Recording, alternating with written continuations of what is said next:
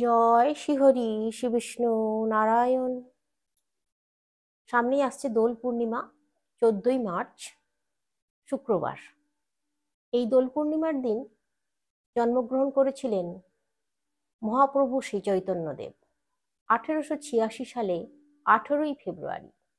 তাই এই দিনটা গৌর পূর্ণিমা নামেও বিখ্যাত। এই পূর্ণিমার দিন বিশেষ কিছু জিনিস আছে যেগুলো খুব নিষ্ঠার সঙ্গে পালন করতে হয়, তাহলে জীবনে সার্থকতা আসে, জীবন সুন্দর হয়ে ওঠে, মধুময় হয়ে ওঠে। এই দোলের দিন আনন্দ উৎসবের দিন, প্রেম, ভক্তি, ভালোবাসা, শ্রদ্ধা, স্নেহ সমস্ত কিছু মিশে আছে এই উৎসবের সঙ্গে। তাই এই দিন একটা কথা আপনারা অবশ্যই মাথায় রাখবেন, দেখুন কারোর মনে যেন আঘাত না লাগে আপনার দ্বারা। এই দিন অবশ্যই সততার সঙ্গে দিন কাটাতে হবে।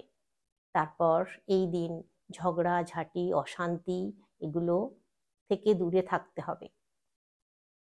দেখুন, অবশ্যই হোলি উৎসব পালন করবেন, দোল উৎসব পালন করবেন, রং দেবেন, আবির দেবেন, কিন্তু যারা পছন্দ করে না, যারা এই আবির, রং এগুলো থেকে দূরে থাকে, তাদেরকে কিন্তু আপনারা জোর করে রং মাখাতে যাবেন না, জোর করে আবির লাগাতে যাবেন না, তাতে আপনার অমঙ্গল হবে। কেউ যদি স্বেচ্ছায় আপনার থেকে আবির গ্রহণ করে, আপনার থেকে রং গ্রহণ করে, তবেই তাকে দেবেন, না তো দেবেন না।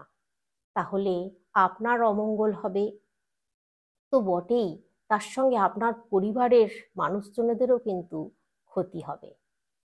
তারপর এই দিন বিশেষ করে আমি মেয়েদের কথা বলবো, মহিলাদের কথা বলবো, স্ত্রীদের কথা বলবো, যারা গর্ভবতী মহিলা বা অসুস্থ, বয়স হয়ে গেছে, অসুস্থ, অসুখে ভুগছেন, তারা দোল খেলবেন না, আবির রং তারা মাখবেন না।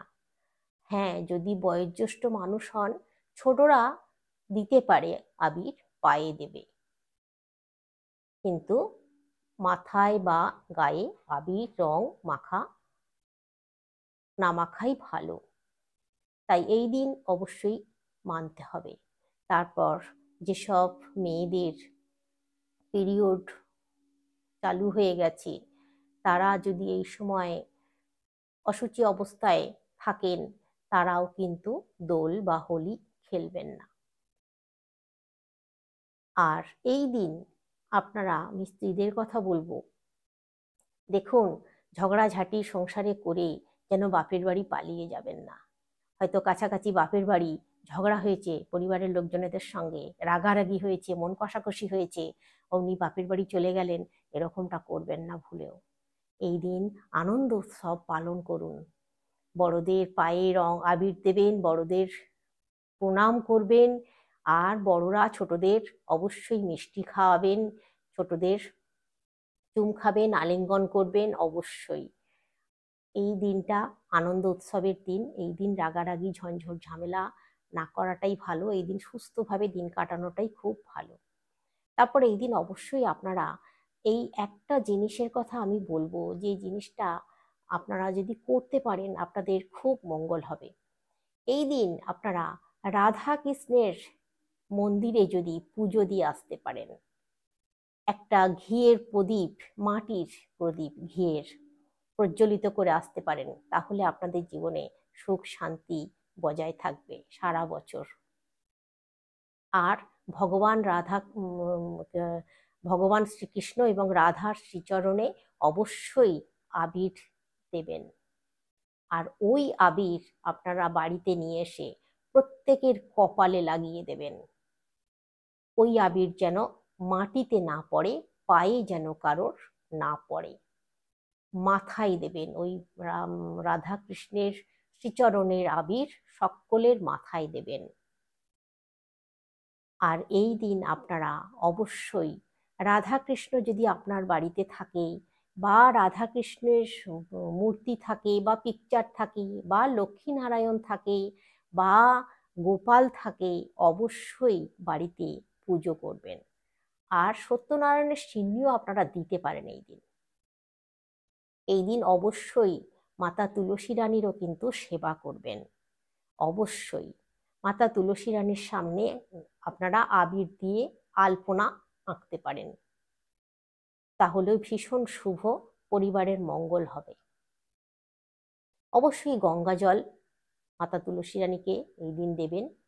গঙ্গা জল দিয়ে মাতা তুলসী রানীকে অর্পণ করবেন। তারপর আপনারা প্রসাদ মাতা তুলসী রানীর সামনে একটু নিয়ে যাবেন, নিয়ে গিয়ে পুজো করতে পারেন ফুল দিয়ে।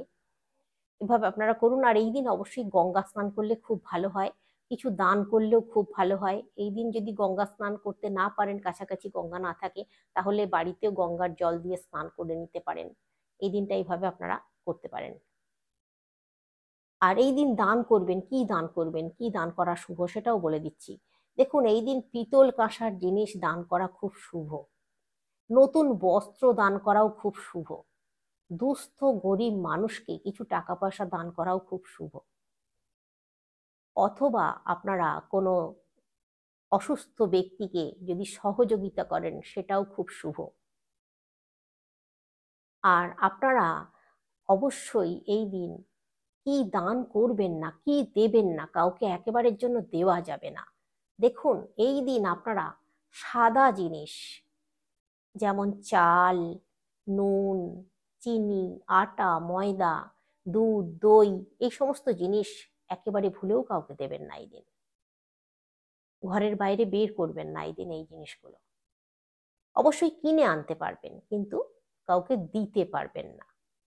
এমনিতেই সূর্যাস্তের পরে সাদা জিনিস, মা লক্ষ্মীর জিনিস, এগুলো কাউকে দেওয়া চলে না সূর্যাস্তের পরে। তো এই দিন আপনারা এই জিনিসগুলো অবশ্যই কিন্তু মাথায় রাখবেন।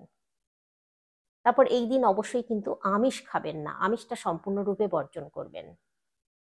তো এইভাবে আপনারা এই দিনটা সুস্থভাবে পালন করুন, দেখবেন আপনাদের জীবনে মঙ্গল হবে, সারা বছর আপনাদের খুব সুন্দরভাবে সুস্থভাবে কাটবে। পরের ভিডিওতে আরো অনেক কিছু তথ্য আছে যেগুলো আমি জানিয়ে দিচ্ছি, আপনারা সঙ্গে থাকুন, তাহলে অনেক কিছু জানতে পারবেন। আসছি আজকে।